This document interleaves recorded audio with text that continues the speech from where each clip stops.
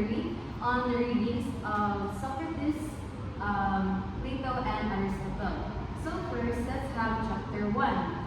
Plato's Republic, the debate over justice begins. So in here, we will tackle different philosophers who have different definitions of justice.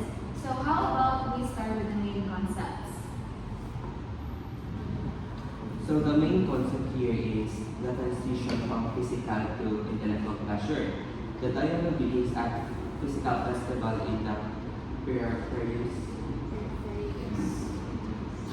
in the port of Athens, where a group of young men have gathered for a fest of its kind religious festival. While si Socrates and Lucan ay nakatubay sa city, but si Polymarchus urged that stay sila for the sunset spectacular featuring a torchlight parade. Tapos, and horse club. Although the evening begins with an attraction to virtual splendor, it describes as it turns to or it converts to the festival of the minds where they tackle about what is justice and So we have is tapos na or brings the perspective sa bigla ng justice. So now let's move on dun sa ang concept ng sa pagdalos ng justice. So, Socrates defines justice as a matter of uncertainty, paying up debts and telling the truth. His view is rooted in the severity of old age and desire to settle accounts with God's own and before next. So, Socrates Actually, old church, reach in so ano ito siya ka-alien president, diba, sa Atlas favorite siya. Ako ano po.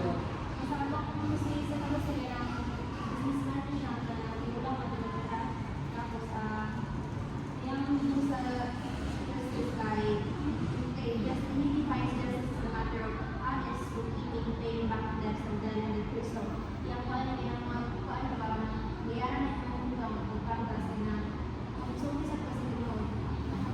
So Socrates is paying back debts or to tell the truth just to become a just person. Kaya ang main concept ng ayan nilang kadukan is the fear of death since igulang na rin siya.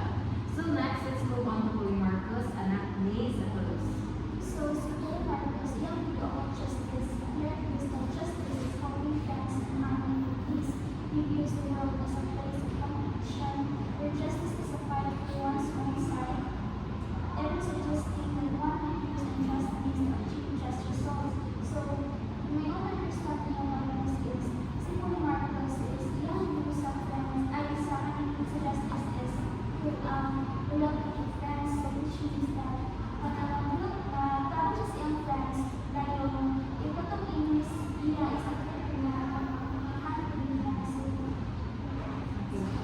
So Polymarchus is partisanship where you take sides to do good to your friends and to do bad to your enemies. So next, let's move on to justice as a craft. Si Casanova Cordes. Then, beauty as Marcos and justice is that it's societal and realist view because asserts that justice is merely a manufactured product of politics designed to serve the interest of the ruling class. He argued that what is called justice is actually a fiction used to repress the natural drives, while injustice is what really makes us be. So, para siya, political justice yung makabenefit lang strong, pure, and democratic. Emphasize niya nga, injustice is what truly makes us function more organized, is what mas makafeel ka. So main point in the Marcos is advantage of the stronger and justice. So next, let's move on to justice as a craft. There is any few ni Socrates sa ilang tulo. Yan, pero actually nasa aming Pagiging ay sige sa religion. So dito sa craft, ay katong justice as a craft. Now, for justice as craft, Socrates introduces the idea that justice is a form of knowledge or skill similar to the practice of medicine or thus the shepherding. He argues that the practitioner of the craft uses the power to benefit the subject, or in this case, the patient or the medicine, for the practice of medicine, and the flock for the shepherding. Now, and not for the practitioner, or in this case, the people that practice the medicine and the shepherd is itself. Now, in this analogy, Socrates highlighted that justice is a craft, or like gibuhat siya, wherein ang beneficiaries of justice is not the people that practice justice, but the people that are ang maserban sa justice. So that is the a short and concise explanation for the Socrates justice as craft. Thank you. So, let's jump now to higher and lower pleasures. So the distinction between higher and lower pleasure becomes one of the motives in the Republic, right? So Socrates distinguishes between the fleeting pleasures of the body, which is the body, lower than the which depend on external objects, while the permanent pleasures of the mind, or the higher value or pleasure, is which are internalized as a character and identity. So kanang medyo taas-taas lang sa book, pero murag mo na gina siya ang kanang main point sa higher versus lower pleasure alam. So, thank you for that. So, I think those are the main concepts. So, now let's move on to ambiguities in chapter 1.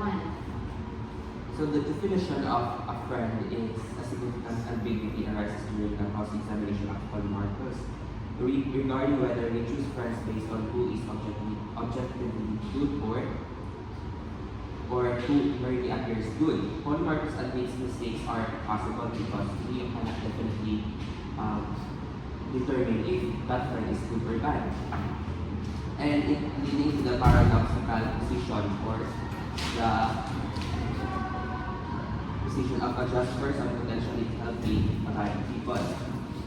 So the paradox of art is, if we sometimes mistake bad people for friends and good people for enemies, then Polemarchus would rule mean that doing good to bad people, which thinking that they are friends, and doing harm to good people, thinking they are enemies. So this is clearly unjust. Like kami yung kung friend baka na siya, friend mo siya, or friend siya friend sa uban, or perhaps your friend sa uban, sa mga is really. So, muna siya ang, we never really know if your friend is really good, or perhaps he is bad, like he or she is bad. So, next, let's move on to the nature of happiness. Kung sa bagay ka ang tinuod sa happiness? Ako nang sa i-adjust guys.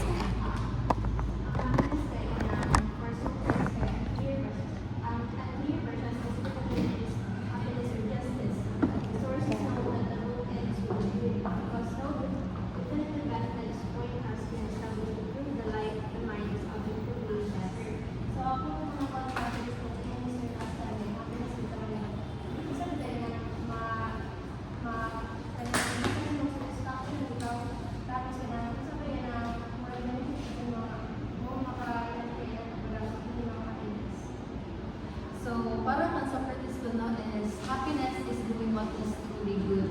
But then, ipangutanan na po siya nga, unsa magiging na ang para sa ato, unsa na kanang truly good para sa atong tanan, since naman tayo kanang itong varieties kung sa atong happiness, either objects, experiences, or many other things. So, more na siya kanang ha-question ka, unsa magiging ka happy. So next, let's move on to the soul as a seed. The soul as a seed is Socrates uses a metaphor of a perforated jar to describe the soul as unfed.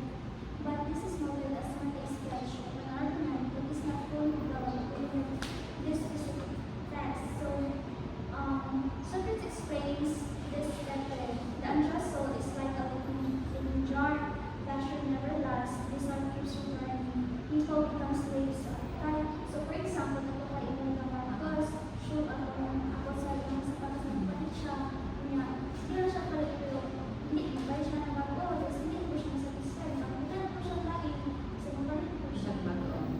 So, kani siya, belong siya sa lower pleasures no nga kanang nag-depend siya sa external nga mga factors, which is dili siya fulfill sa imuha unlike true happiness na gina-point out ni Socrates. So now, let's move on to contradictions.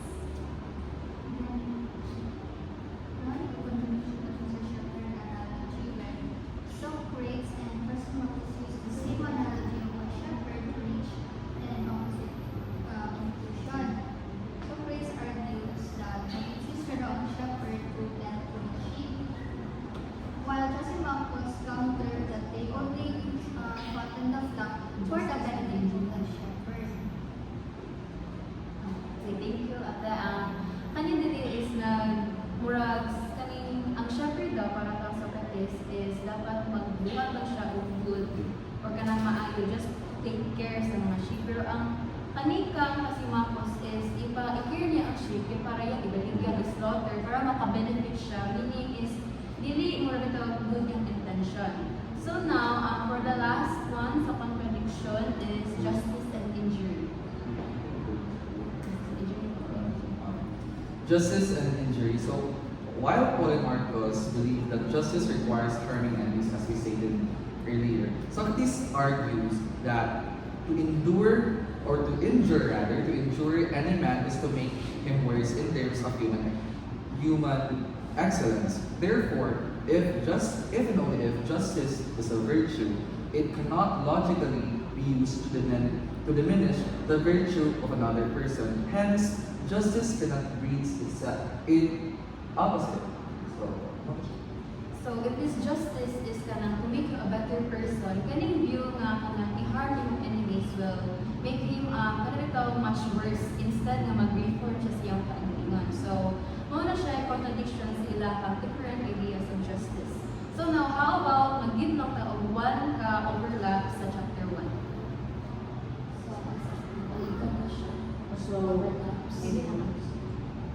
So, one of the overlaps is justice and material goods.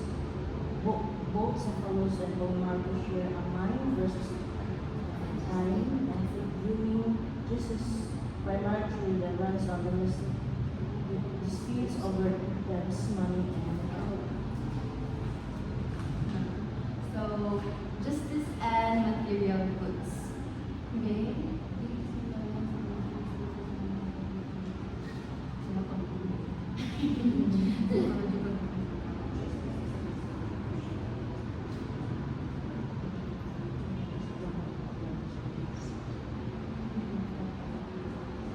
Nagpakamtuan ato lang sa sulat ko? Ayan? Or naman? Okay, so chapter ko na ta? So that is chapter 1, which focuses on the different definitions of justice, where we focus on main concepts, ambiguities, contradictions, and overlaps. Now let's move on to chapter 2, the students' revolt against utopia. So to start, we'll have some substantive versus procedural justice. So, substantive versus procedural justice, the source distinguish between modern procedural justice, which focuses on fair rules for people with different values, and Socrates' substantive theory, which argues that we must first know what is good for human being before we can determine what is just. So, sa substantive theory ni Socrates is that we can determine what is good for human being if we can determine what is just. So thank you for that, Diana. So to continue, let us move on to unsa dinhi ang three mental zones sa isa ka soul.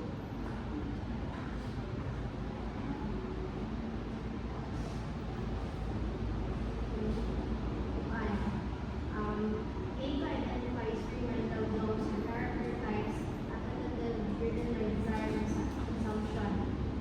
Spirited driven by honor, courage, and rational driven by reason or knowledge. The psychological mapping corresponds to the city structure, procedures, guardians, rulers, and rulers. So kanis lang tulong no kay naslay age nila nga kanito naslay specify kung asa na belong. For example, kung nabaw ka spirit, you are a guardian. Pero if nabaw ka reason, then you are a philosopher or philosopher ruler. So, let's move on to the utopian writ large. So, a utopian writ large is the strategy that Socrates suggests building an ideal city from scratch to see justice, or which means or what we call writ large. By identifying justice in a macro model or the state, he hopes to better that in miniature or in individual. So, diri no, I think is, kani si Socrates, iyang gitratamura gilahi o kung saan para sa mga individual o para po sa state, kay murag lahi magudod ang scope sa justice kung ato na siyang nga kanang sa state kay dato kay sa individuals kay we have our own rights or kanang atong equal stand like that. So next is the abolition of the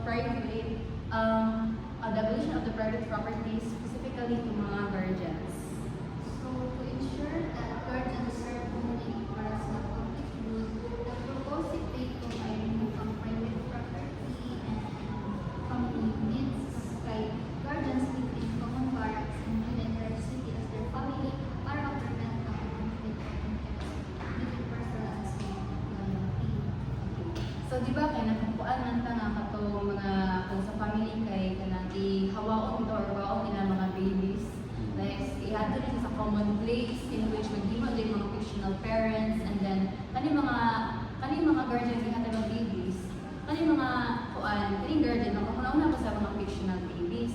Then kani yung private property kay gikuha lang daw kay para mas focus sa serving on the public good. But with that, wala na sila mura itong idea of ownership, which is kanang Shame ng ilang mga responsibility. wala na sila sense of responsibility as a person within the state. So next, censorship as nurture. Now, in this chapter, censorship was viewed as a form of nurture, wherein education is treated as a tool to, quote unquote, wipe clean the human soul. Now, this idea includes censoring poetry and music. Now, poetry and music was the used example here because we are dating back to the times of Plato and Aristotle, wherein the poetry and music is their form of somehow public Destruction.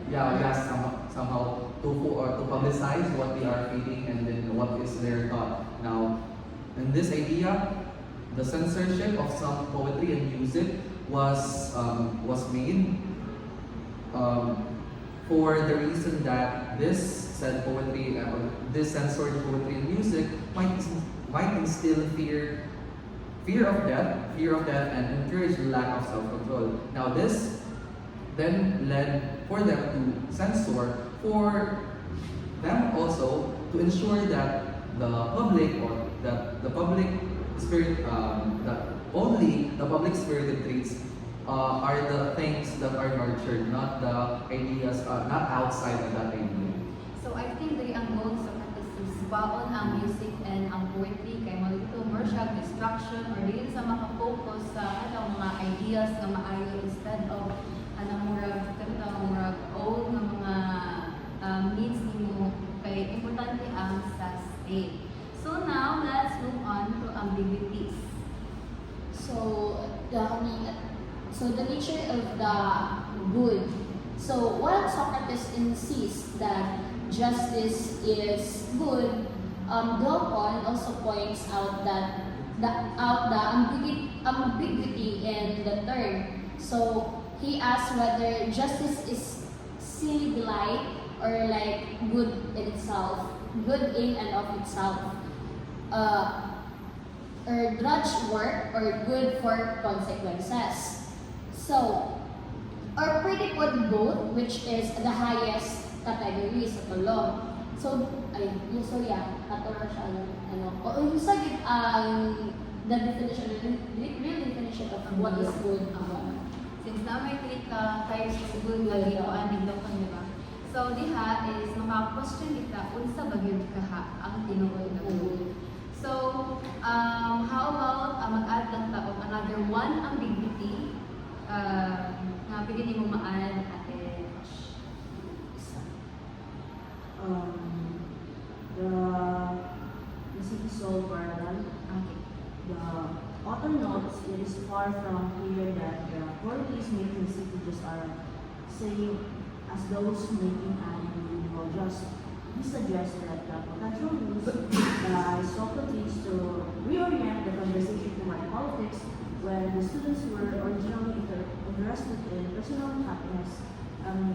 That's why yung buwan ka na more likely kay ang mga young people's kay ang perception nila kay kinakulat ni Aristotle kay kaya more likely kay focus lang sa ilang personal happiness. Ang dili kay kanang ano daw kaning how you tawag ani kaya daw sa city kay dili rin siya sa individual. Ang dili magdugay mo ra na ano ni Socrates na kanang murag pariha ra bitaw og ano treatment or perhaps ang kanang pag-give og justice sa kaning duha which is the state of individual just which is lahi na sa scope.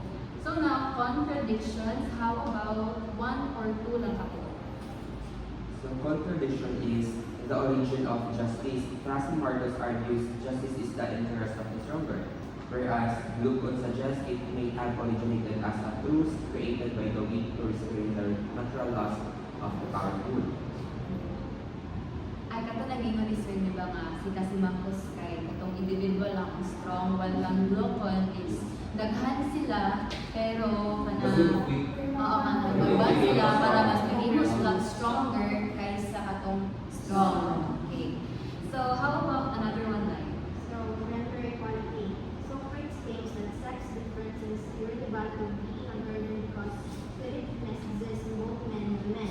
However, he contradicts himself by later asserting that male sex superiority qualifies a person for their role. So, more agree ako no kay naay pa ang gender inequality. Nga ang ingon si Socrates nga kanang wala day men o women when it comes to being a guardian. Or ingon po siya nga ang male daw ang pinaka nga kanang fitting ang role. Pero mo kasulot niya kung sa bagyod murag dala siguro sa ibang bati. Pero ang ana iyahang pagkuan nga men o women daw is equal but at the end mas mulabaw daw ang men sa kanang on superior ang mga Maybe on parenting on this view before. So, how about sa overlaps? One or two nang yapon yung mag-give? So, number one is psychology and military ethics. The concept of standard diplomas overlaps with military training. A soldier must be ferocious to war enemies but protective of their own. This connects to modern military issues such as fraternization and the psychological bans and discriminating parts. Okay, so sa military ethics niya, kay as a guardian, mo protect yun ka sa imuhang kanang imong gidepensahan. But then, kanina yung kanang mo ferocious ka sa toward the enemies is normal man, pero kanang opposite siya ba mo? Ay kanang murag kanang mag-uban sila, but then, kanina yung wingon to sa psychological bans, if you have military kanang qualities, ethics, or conduct, uban siya sa imuhang psychology, such as the esprit de corps, where basis ay kaniman siguro esprit de corps is a band of military siguro. Pero yes, mga na siya. So, how about natin pero mag-add ko sa Concerning censorship and social control, Socratic attacks on music and poetry overlap with modern efforts to censor art based on the belief that it promotes anti-social behavior and corruption. So, align siya atong giingon ni Kuya no nga atong censorship on censorship as nurture. Nurture. Okay. So, kaning censorship and social control is uban ang sila since kung yung censorship, yung more siya limiting kung sa ang buhaton. And then, yung control code is creating boundaries, which is kanang mag-connect sa duha that overlaps ideas of both censorship and social control. So, sa way palangalangan, chapter 3 na ta, out of the cave and into the light and back again. Char. Pero yes, let's move on to main concepts. What the first main concept of this chapter is the natural hierarchy and the noble line. Now, Plato rejects the democratic faith in the equality of all persons. Instead, his ideals was anchored in the noble line, wherein this is also anchored to the idea that to the myth of the metals, wherein this myth of metals explains that though every metals known today exists on the single earth, on our one earth, but each metal serves different functions, such as gold is made for materials or jewelries, while copper is made for electricity. Now that analogy was applied by Plato for making or for explaining that in the society as well, we are all born human, but not all human are capable of doing such things. Yes, and we are composed of different talents wherein ano siya? And we are capable of doing things differently. And in this context, people that are the people that are capable of knowing and defining justice are not all people. Wherein gamay dito siya sa level. Thank you, Kuya. So, noble light, kanang more siya ang white lines, kanang para lang kabalo ka ang over din mo isabak sa kalakanan.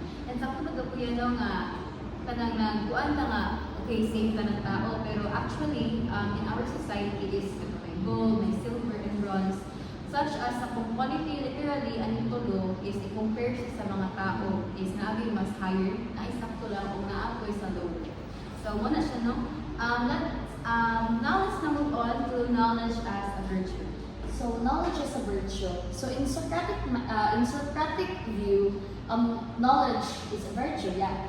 Tapos to truly know justice is to act justly. So like to know what is justice is to do justice.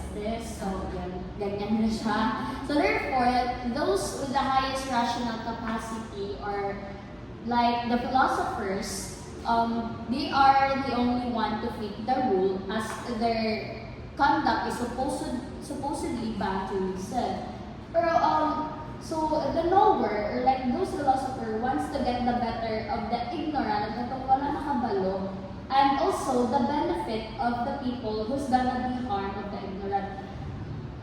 Na ano na ko di siya ba? Basta barga na nga kanang ang rulers, they want to know, para sa to ang tuan sa noble lie is wala nila giingon kay tungod they want to ang ilang girulan is makabenefit sa tanan. Dili lang kay dili ipahibalo to kay kung if may balaan to sa ignorant is mahatlok sila, ma-fear sila sa unsay mahitabo ba ka. So knowledge is virtue, where katulingan ni Ate is the highest capacity, and philosophers are the one who are truly capable to live because of their knowledge. Okay. So Ate Tosh, makapaanagaan of the theory of the forms. Also, Socrates agreed that the physical world is fleeting and deceptive.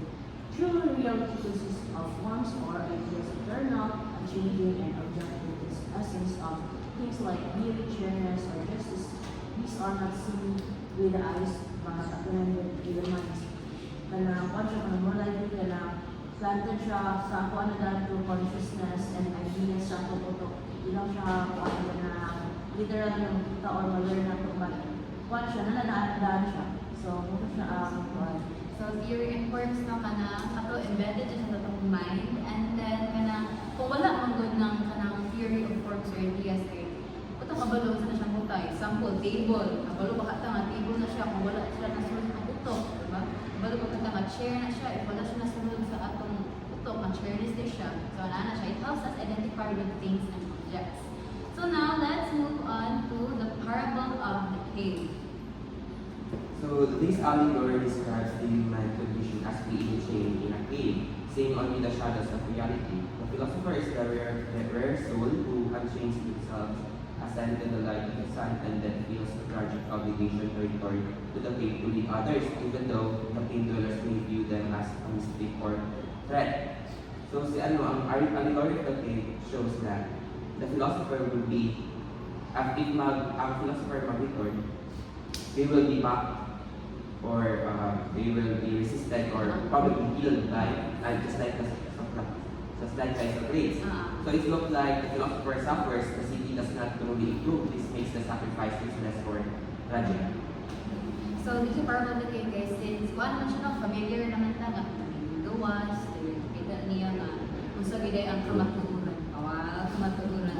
Pero yes, but then, yes, nakagina siya knowledge niya. What if pagbalik niya kakato, di siya magawa just like Socrates because people are afraid of the truth. Pero no mo na ang kadalasan sa mga tao, hadto ko magawat sa kung unsay tinawon. Like, mo paano sa mo embrace sa kung sa naandan, sa ang itudo sa ila.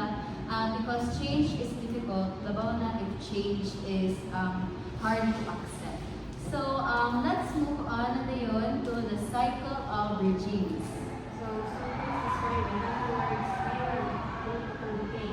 Aristocracy, or the rule of the wise, couples with democracy, ruled by honor or warriors, which decays in oligarchy, ruled by the wealthy, then democracy ruled by the poor liberty.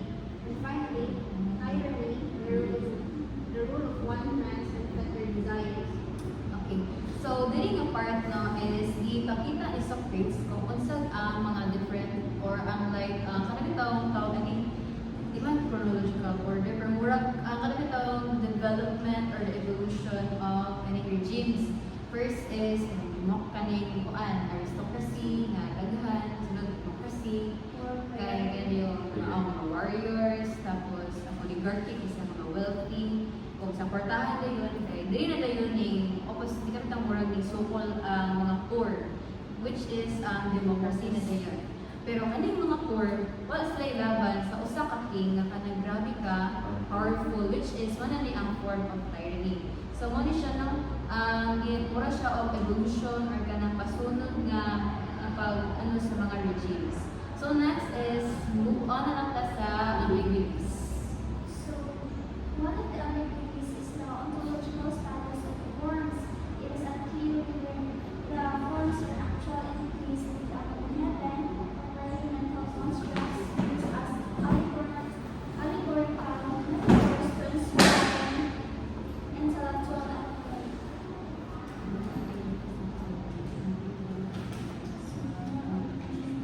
Ay, more yung ginag-ingon na itong ideas of forms na dili siya hatag, hatag daw sa heaven or dili hatag sa heaven. Ay, dili na ano kung kaning ideas or forms, ditang bagay sa ito higher reality, or sa ito na siyang mind. So, sige ka, no, na hindi ka, like, kabalo naman ka, like that. So, isa na lang siguro ka ambiguities, dili na yung nature of Philippines na happiness, kaya humana naman, either sa motives for noble life. While Socrates explicitly authorizes guardians to use deception for the good of the city, the sources highlight the ambiguity modern contexts. It is a leader's life, for example, can it be truly for the public good or merely for private political gain? Okay. So, kaning noble lies na kay, may question na, kanang white lie, like if are all white lies for the benefit or para ka-destroy baka siya sa state. So, kani siya is murag mag-depend na siya sa ruler kung sa ganang decision. Like, for a noble lie, just like allegory of the cave, only kanang one person lang, pipila lang kabuo ang kabalo sa kung sa naman. So, ambiguities now, let's move on to contradictions. No. A notable contradiction for this chapter is the philosopher's happiness versus its duty. Now, Socrates entices students with the higher pleasure of contemplating the forms. However, he then thinks that for the city to be just, these philosophers must postpone their own happiness and return to the cave of politics, which is an act that his own parable suggests is both frustrating and potentially fatal. Wherein, dili na to po siya so based on the discussion, dili na to malusot kung philosopher cave, wherein there is no philosopher because there's no such thing as philosopher cave because thinking the philosopher is above the skies and then the king is on the ground. So, dili ko siya, there's no such thing for that. Now, dili na most of the philosopher's happiness versus his duty because philosopher's happiness is To learn. to learn, to think outside the box. And as a philosopher's duty is to lay the groundworking. And yeah, contradicting siya in a sense, that is why it's under the contradiction. Kaya di ba, ang philosopher's happiness, kaya yes, makagig Thank og you. knowledge, makabukas Thank you. na mag-bright na po, ana. Kanya, pero ang question is, kung pursue sa happiness, how about ilang duty? Duty, The which is, practicality. duty nila nga, katong sa parable of the king, pamubalik sila para mahibalaan nila, ilaha, ay maingnan nila ang Unsay sila. katagsanan. Like that. So, unsa man yun? Pursue sa happiness or mapadayon sa ilang duty. So, mga na ang contradiction. So now, pwede na siguro isa ka ambiguities at kung sa inyong So, one is contradiction. One is upon the example ni Socrates about katong captain sa ship. Di ba? It says that nga kanang a ship, siya ang mag-navigate, dili siya, kung asa kadulong, pero here is like, dili siya ang mag-decide kung asa yung kadulong. Because siya lang may nag-drive, siya may knowledge siya ang navigate. Pero dili siya maka-decide asa mo adto kay tungod. kung sa yung sundon. Kung sa'yo sa doon. So, yeah. Passengers ba? Or katong nag-iyan sa nag-iyan sa barko, barko. or katong mga nasa crew, mga nagtrabaho kay as kanang ito, more siya o ruler nga mo, more siya democratic nga essence na ka mo kuman, yes, kabalo ka na kay knowledge, pero kay what if imong sundon ng isa malain ang uban, organan din daw. So, unya dapat isa sa dagat, kung one mistake kay mislatanan mga matay, so ana siya. So, contradiction siya kung unsa ang buhaton dapat as a ruler or like that. So, overlaps, maybe 1 or 2 Japan. Ben? Psychology and politics na ito. So there's there an overlap in the structure of the city and the structure of soul. Democracy exists because it is populated by individuals whose souls are dominated by spirit or honor.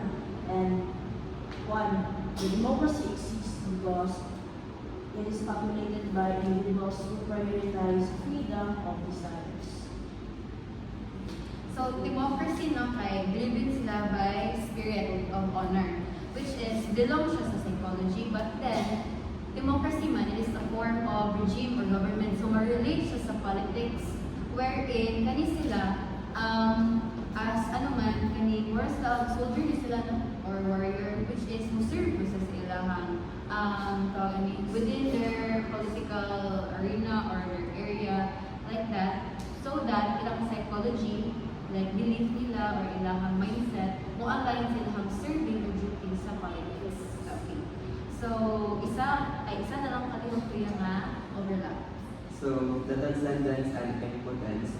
So, Socratic justice is transcendental, existing outside of laws and customs. This makes it powerful tool for judging existing politics, but it overlaps with the sense of political impotence. As such, ideal justice can never be fully embodied in actual institutions. So, transcendence pa kanang sobra nga kanang wow, transcendence like na. And then impotence, kung impotence po kay mura o ito lang impotence. Basta. Basta kay transcendence and impotence nag-overlap sila according ni Socrates na kanan daw sa duha kay mura mag-ubad sila because transcend pa, impotent pa, di sa kulang. So, Kana na, chapter 3. Luksuta, chapter 4, Beyond Plato's Tragic Republic. So, dili is matagal na ito nga nga pagid kaha nga nung tragic ang Republic ni Plato. So, let's start with the main concept, radicalism. So radicalism was get overlooked, drawing through its first lectures to testify the republic as radical, not in a modern political sense, but because it gets to the root of injustice. Its primary value lies in its exposure of injustice, but rather than its blueprint for its society. Di ba kay sa Republic kay ang tudlo ni Plato is kanang tawag ani unsa ang injustice, how deep is injustice, pero wala niya di appeal sa Republic unsa ang di paghimo sa justice kana. So it's more focused on injustice rather than creating justice aning Republic, which is kanang radical siya because you want to know the root, and the root is how to create justice. Sa mao na siya. So next is the unbridgeable chasm, schism, sa kana. So the unbridgeable chasm, essential concept is the whole line that separates the teacher and the philosopher from the political actor. The philosopher's role is to judge and criticize politics according to ideals, but the text warns that attempting to impose these ideals on recalcitrant reality is a tragic mistake. Di ba kay imo man nga discuss Kuya Darwin na aning philosopher, teacher from the political actor. Nga ang kanilang mga teacher or philosopher is taman sila lang sa pag-impose ng ideals. While political actors is mo naging sila ang kanilang mag-revolve, lihok within politics. Lahi naman ilahang naagi sa separate line, they are different. Because again, philosopher or teachers are more on the ideals, and then political actors are more on the implementation. So next is transformative self-knowledge. The text emphasizes that the act of seeking self-knowledge and self-reflection is inherently transformative. By learning to observe one's own behavior analytically, a person's identity and moral perspective shift. So self-knowledge, when you gain self-knowledge, you transform, which is what we call self-reflection. So when we reflect, we also change the way we think, the way we behave, and kanang mo na siya itong example sa sunod ng mga chapter katong mga student ni Plato nga pagbalik sa Athens is kanang mura na sila different because kanang naka-reflect na sila and they gain transformative self-knowledge. So next is harmonious psychology and eros. Now, harmonious psychology and eros. So let's discuss what nakikita ng eros. So eros in Greek means love, but at the same time it also means desire. Now, instead of repressing the body, so the Socratic approach seeks a harmonious psychology where the physical and mental pleasures are both acknowledged. Now, in this sense, eros is viewed as the motive, of course, since we define it as also desire. Now, this motive force or this desire attracts individuals to others, then forming the basis of morality.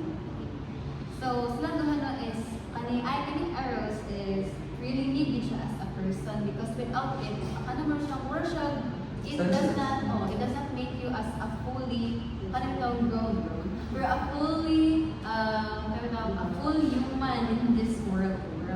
Pero yes, because naman part sa to nature na as humans, we really need to desire, because without desire, there can be no ambition, and without ambition, worldwide pa doon, Wala yung and direction. there's no hope like that. So, last for the main concept is wisdom and free choice. So wisdom and free choice. Using the atomic as the meat of air, eros, like ikang tanan tao are entitled to our own desire, our own choices, na. So the true freedom of choice depends on wisdom, while choices are free and also democratic. only the wise can rationally weigh pleasures to choose a good life. Kay sila naman ay kakayanan nga kuan na makakuha or like maka-ambisyon ang a good life. So, thank you, Ate. So, kanina si myth of Erno, right? Matay, di ba ni siya? Tapos, kanang nakita siya nga, dito sa world nga, kanang ahadapit nagtapok ang mga patay, there is the everlasting or long-lasting life. But then, kanang gibuhi ko siya, I think is, murag, dili ko dito siya patay, but then, gibuhi siya balik. And then, na siya freedom, naghatagan siya freedom na iingon, unsa yan nakita dito. And ana din si nga tawag ni nga kung unsa imong gibuhat diri kani ko na madala nimo siya dito sa imong pagkamatay. So mao na siya, which is nana kay wisdom diri, then you have the free choice kay we are given the opportunity, the liberty to become what we are in this world. Kay kaning whoever you are in this world will be basta ikaw na din sa iyong pagkamatay. So now let's move on to ambiguities. Contradiction and overlap. Okay, So the practical application of justice. When students are changed person after their discussion, the text leaves it ambiguous what they are meant to do upon returning to the non-ideal reality of offense. The central question about justice is specifically how to find it at home or what to do in its absence remaining unanswered. So, kuan ba kayo? Wala clear, di ba nga kuan na hindi mo dito si Socrates, kuan is more delicate. Siguro lang siya kuan ka na contradicted, kuan na divert niya ang kuan, divert niya ang discussion niya. Inani dapat, inani dapat. But at the end of the day, very kuan ka na still kay nagdabot confusion ang mga students about kung sa gidayang justice DDN. So, thank you, no? Ang kanil po diri is, kato na to mga students is pa kanang mag-gain sa knowledge, kato ito mabag na sa Athens. Kato, ang ambiguity mag-ano yan, ginuduhaan nila is, aha na sa padulong. Mubalik pa sila sa Athens, just like the cave. Athens is martial and cave, mubalik pa sila nga sila rin nakalahi, or kanang muadto sila sa kung aha pa sila mas makabalo sa tinuod. So, para sa kuhaan, ana na siya. Pero sa inyo nga, same na ba guys? Or sa ba? Okay, same. So, mao na siya, kung sa maging ang sakto, mapagamit, or the practical application of justice. So now, let's give one contradiction and one overlap within chapter 4. So one of the contradiction is the pessimism versus optimism. There is a tension between the tragic and pessimistic sense of impossibility of reform. Regarding the state and the optimistic view of individual change through self-reflection, the text agrees it offers an interpretation that it is not fully pessimistic, even while making the unbridgeable chasm between ideals and political reality. So from the word walang pessimism, which is nag-expect na ka sa the worst. While sa optimistic, you are looking forward to the positive. So even without applying siya sa chapter, we know na nag-contradict na lang ideas alone. So diha pa lang is, it is a contradiction, or whether you are looking, or whether you are expecting the worst, or you are looking forward to the positive outcome sa mahitabo through self-reflection. So next is overlaps. So, One of the overlaps is self-knowledge and freedom. The text links self-knowledge directly to the capacity for human free choice in both the various, the setting of dialogue, and the method line listed by heart. The ability to observe oneself and weigh options rationally is what allows the individual to escape being controlled by immediate desire. So, kung natin self-knowledge, we also gain freedom. Because the more you gain knowledge, kay mura, you also know how to get more freedom. Kaya if kabalo na ka, na di ay mga pagkitabo, then kana na yung tawag aning mahatagan na ka, or you have the ability to be given freedom, to acquire freedom. Basta kay the more knowledge you have is the more freedom you can also acquire. So, all na siguro na, no? And then, let's move on to chapter 5, Aristotle's Ethics, the Habits of Virtue. Pag sa isang mga siguro na ito niya, ikaw na lang ito ang definition sa virtue, dahil sa isang mga ito Sige, Bill? Ay, si Si Jessa pa din.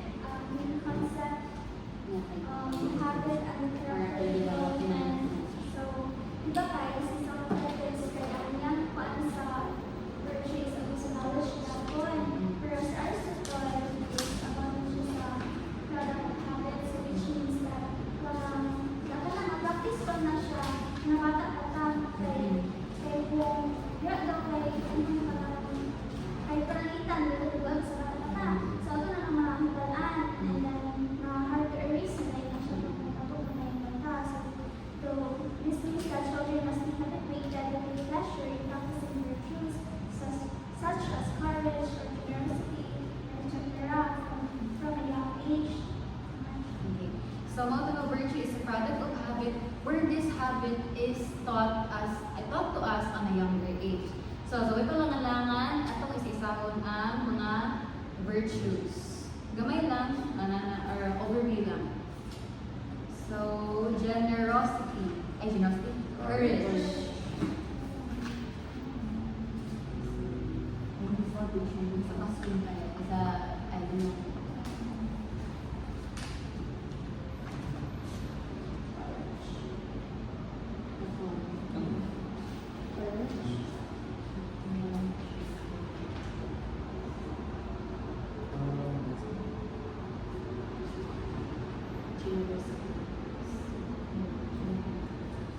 Jadi natin yung mga virtues as next to that. Si courage. At pwede nga, ang courage kay to govern fear, then courage kay kanang virtues kay may two extremes. Kaya pa na, Ayun. like courage, for Aristotle, courage is not just being fearless. But di ba mo na another two extremes? And every virtue. So, being fearless, which means recklessness, so kanang tulitan lang imuhang kanang fear. And also, katong excessive fear or katong cowardice, kaan nga, dili na lang mo nabuhaton kay tungod grabe nakakahal ko kay na. So yeah, muro kita siya ang courage ni for Aristotle, main point ni Aristotle na courage means knowing which danger imo i-face, and also you must face that danger kanang for the right reason or for the right purpose na So, before lumapuan kay nalimon na itong ingon ang Nicomachean Ethics. Ay, tama. So, Nicomachean Ethics is mauna ni katong duha atong where there is the moral virtues that makes us happy, like humans makes us happy, and then moral vices that ruins us. So, since naman yung duha ka buo, the moral virtues and the moral vices, natin ginatawag nga mean, golden mean, which is, kana siya is the middle path or the balanced virtue nga dapat tinutumanan. So now, let's move on to generosity. So, since ngayon, nakatatal ang Aristotle's Nicomachean Ethics. So, in this discipline, generosity is a virtue that embodies the mean between wastefulness or the excessive use of something and the stinginess or some form of deficiency. Now, like since generosity is put into example, generous person gives the right amount to the right people at the right time and for also the right reason. And that is somehow guided by wisdom, wherein in Aristotle's Nicomachean Ethic, it is the pronesis wherein we give the right people the right amount of the need they want in the right time, the right moment, and the right way. So, ito siya. So, pag-add na po din, kung nga kanini ay katong spendthrifts, kaya nga, spendthrifts ba? Ay, katong ang tight-fisted people ay sa miser, sa miser or kaning mga kuan. Ano hindi kayo ga speaking Mga money that kalipot. has more than its worth, tight-fisted, tight-fisted po kasi. Inot na inot man sila, pero sila mga what, anana, sila mga maglaing ng mga materials or money. Pero napita ginatawag nga acquisitive and generosity, wherein they will do anything, basta lang makakuha sila ng money, makakuha, in a way nga, gamble, or ano ka na sa baka, robbery, magpatay, or basta ay, para lang makakuha kwarta. And then, atong na-remember na ko ang iyon ni Brother William ito. Kana kung mahatag man ka kay, depende po sa kung sa imong naa sa imo. Kalay, kung dato kay ka, yes, mahatag ka o bless. Ay na mahatag ka money, totoo magnanimous na. Pero kung poor ka, then ihatag ka o kwarta nga dako, then maybe you are considered more generous because you give more than what you actually have. So, ano siya na? Next is proper pride. Proper pride, dili lang siya pride. Okay. So, according here, courage and generosity are moral virtues rather. In Aristotle's, pride is a column of virtues rather than vices. In the Christian ethics, humility is a virtue of, and pride one of the seven deadly sins. And for Aristotle, pride properly exercised is the mean between an excess and a deficiency in ambition. So those person na excessive ila pride is more likely na once sila Humble. foresee sila as humble, arrogance, and more likely ka na ano sila ka na and those people in contrast na itong mga kuan kay see sila there as one small-minded, and their vices is they lack ambition. They underestimate or rate themselves as less worthy than they are. Then, muna yung diri nga, Aristotle locates kung sa mga dapat diay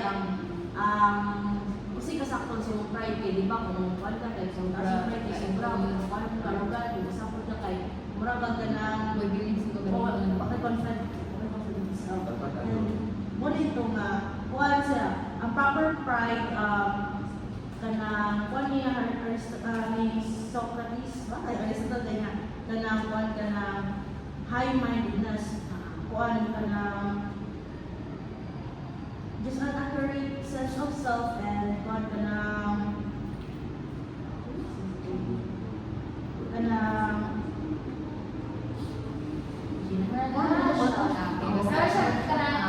Kung minatag pride kay nasa sa negative side, but pride can also be good at the same time. Pag kuan siya kanang if it is done in the right way, mo tong kuan controller siya sa pride, like proper pride mo na you know what you're capable of, so you accept it, pero dili wala mo siya gi-exaggerate. Wala pa din mo siya gi-deny imong pagka kanang if abti kang basketball, wala naman siya i-exaggerate nga, hambog na kayo ka, o wala pa nimo nga, di ba ko kabalik ng basketball? So, proper pride no, is also known as healthy confidence, healthy self-esteem. Healthy lang pa. Kaya mo man yung mga ayos sa kuha. So, let's move on to temperance. So, temperance is the moderation of bodily pleasure or an appetite such as food, drink, or sexual intercourse. Tapos, there are three needs, which is the self-indulgent, ruled by food and drink, and that was aesthetic is rejects pleasure completely, and really also is great or enjoys pleasure but in moderation. So, Tama na siya na balance, control in the right way. So, next. Well, gabi na sa kanina next name sa anger. Anger. Anger. So anger or mildness, anger is not always bad. Some anger is merely required. Then there are three angers: irascible, meek, and mild.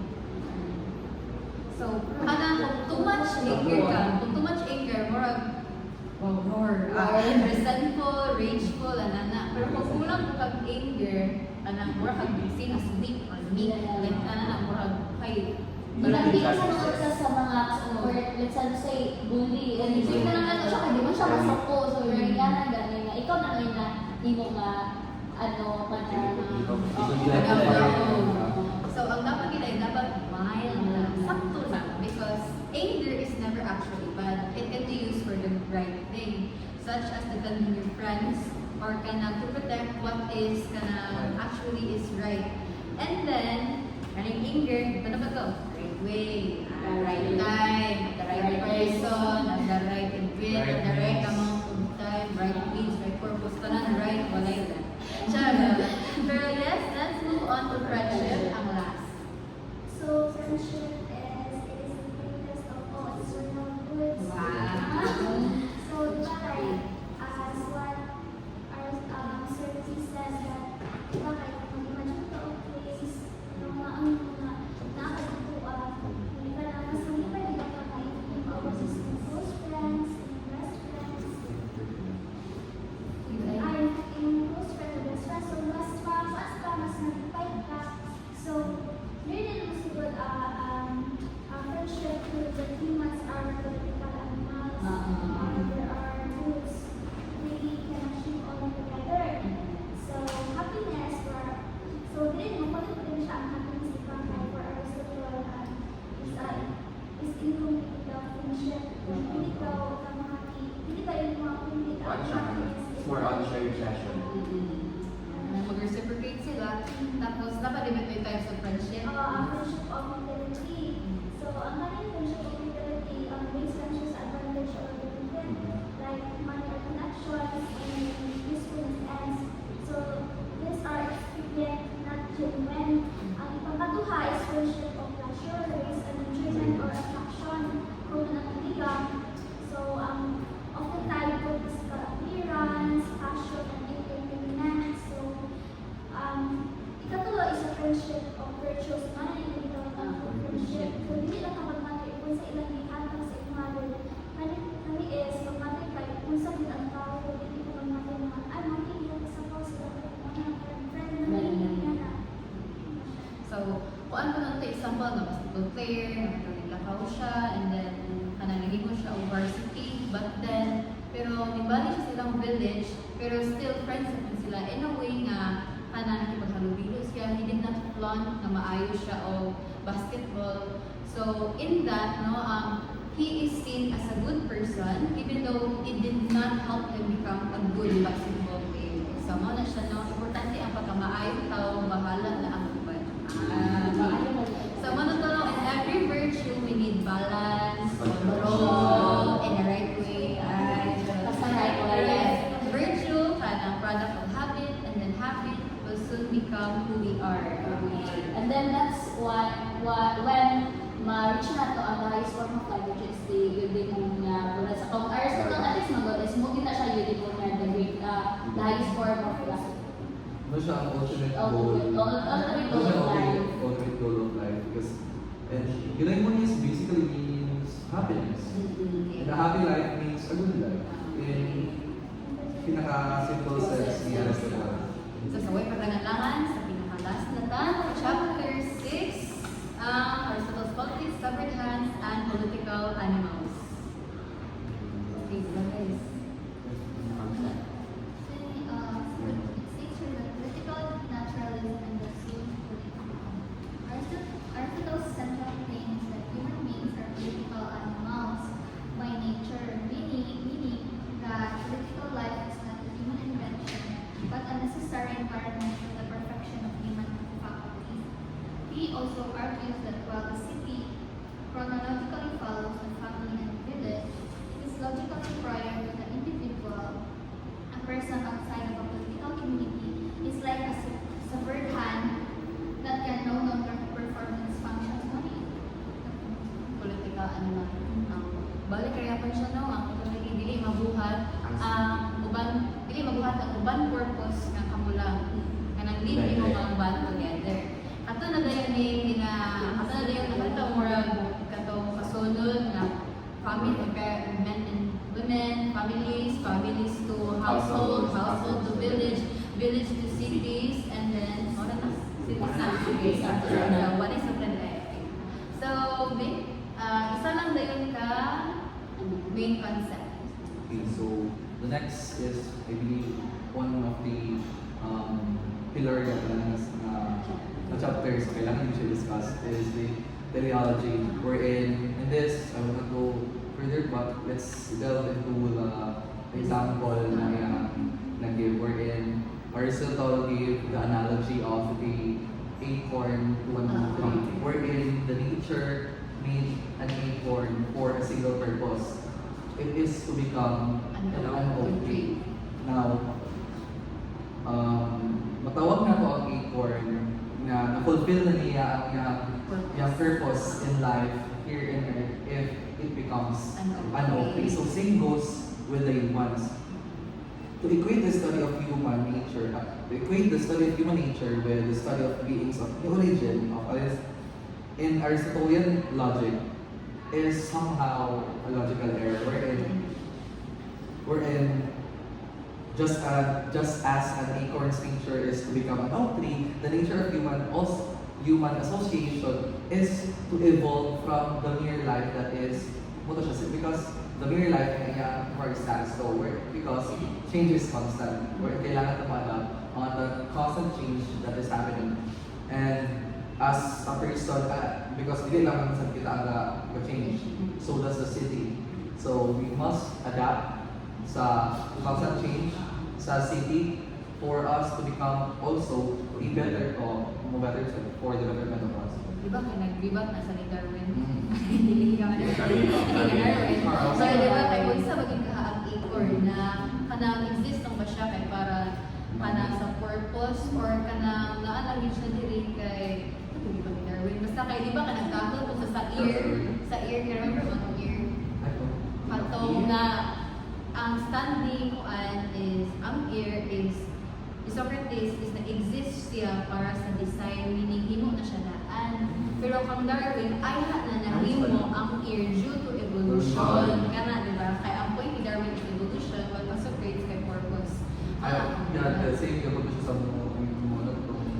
ang mobility sa person is natural to siya, wherein in fact it was taught To nurtured siya.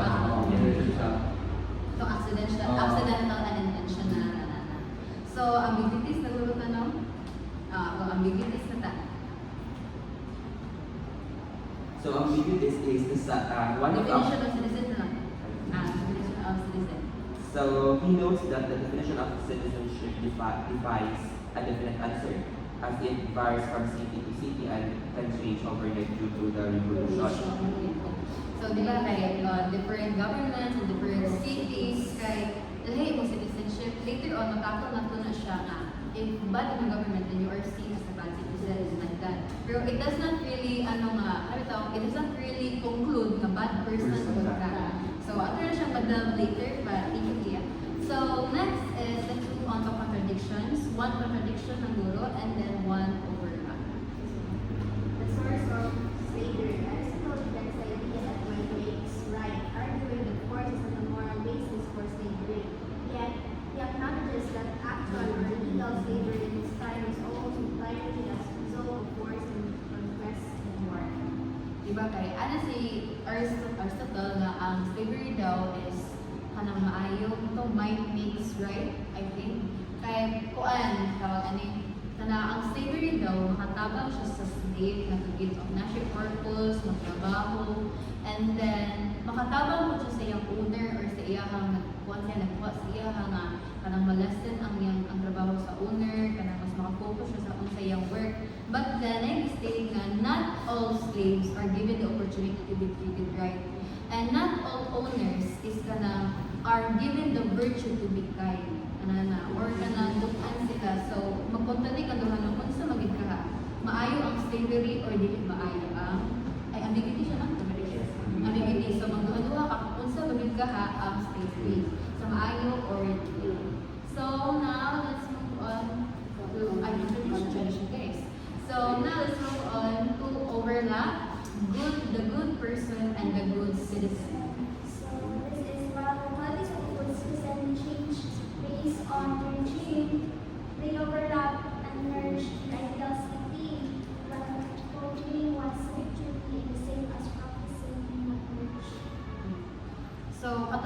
hand, not really every time you're a good person, you're also a good citizen. And not every time you're a good citizen, you're also a good person. Katong, di ba, kaya hatag example, kuya nga, tawag, anitong friend niyo mo, yung traitor, you are a bad person. But for the sake nga kanang nagdaot siya sa government, he is a good citizen. But then, if kanang vice versa, balingan, kanang bad citizen siya, kanang nangawat siya sa government, but to help the poor, kanang mahatag siya ng money, kanang sa mga nanginahangan, just like Robin, katong nangawat siya sa mga rich, para lang magawangan ng mga poor. He is a bad citizen, but he is a good person. So, wala man siguro ay kung good person pa ka, good citizen ka, maayo. Pero if you are a bad person pa ka, a bad citizen pa ka, I think hindi na siya ideal. If wala siya balance or wala siya patuloy. So I think mauraman siguro no, chapter 1 to 6, the readings of the readings of Socrates, Plato, and Aristotle. So thank you everyone and bye. See you next chapter. So if you guys are wondering why is our face-to-face discussion is quite short or a quick run-through, it's because we already did a few group discussions via Google Meet.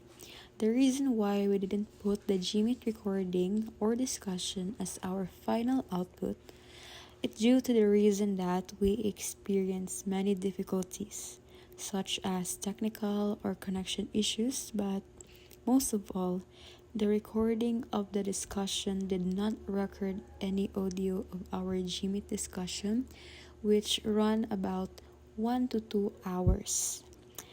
Therefore, we want to show you guys a proof that we did do a group discussion, both on face-to-face and Gmeet setting.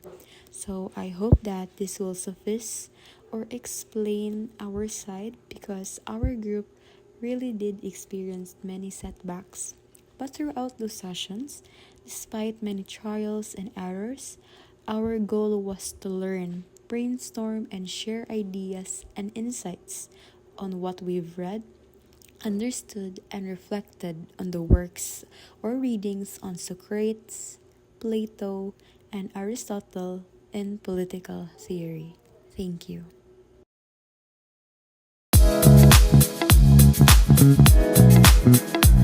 Thank you.